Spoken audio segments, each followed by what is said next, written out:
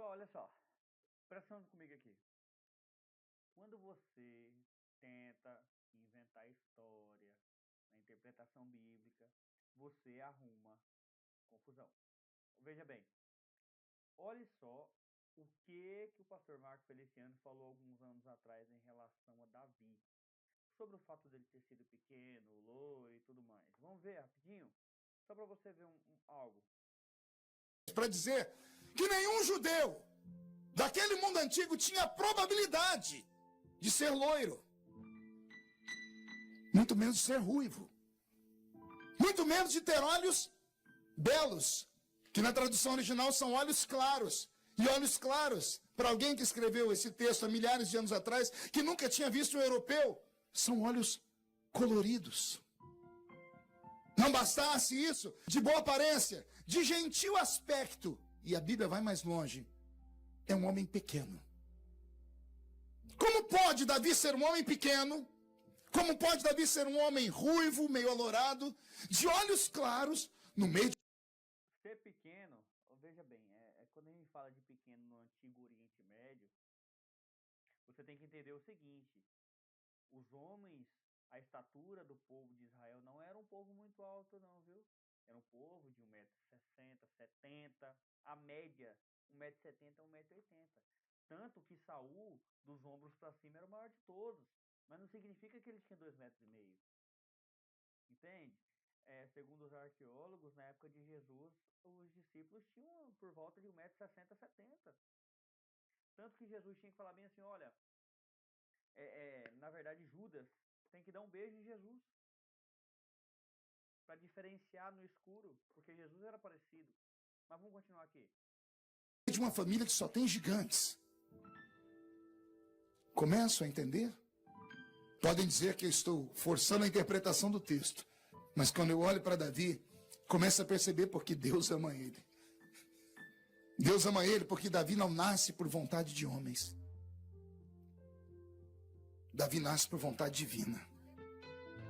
Vou deixar ele falar para você. Salmo 51. Em pecado fui concebido. Em pecado me gerou a minha mãe. Muitas pessoas... Salmo 51 é o salmo de Davi, quando ele está confessando o seu pecado a Deus. Ok? E ele diz isso para mostrar que o fator predominante na atitude pecaminosa dele tem a ver com a natureza. Com a natureza, ok? Não que... Vamos lá, vamos continuar. As pessoas dizem assim: não, pastor, Davi está falando do pecado original. Não está falando do pecado original.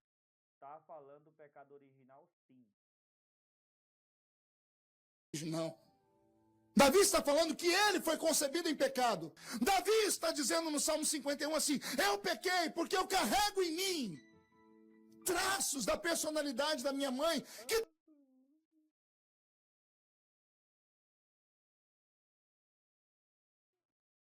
também errou. Pelo que eu entendo, o pai e os... Pelo que eu entendo, ó. Eu entendo. Não o que a Escritura diz. Eu entendo. Os irmãos devem ter saído para algum tipo de batalha. O pai dele era fazendeiro. Deve ter comprado escravos, e entre eles um desses escravos perdidos do mundo, um europeu, Moses, que deve ter resolvido sair da sua terra, andado pelo mundo, caiu nas malas de alguém, foi para um campo, foi comprado, foi vendido, foi comprado, e Jessé comprou o homem. Deve ter deixado ele em casa como escravo, e numa dessas andanças de Jessé e dos filhos, esse cidadão abusou da esposa de Jessé. Onde é que está isso na Bíblia? Onde é que está na Bíblia isso aí, cara?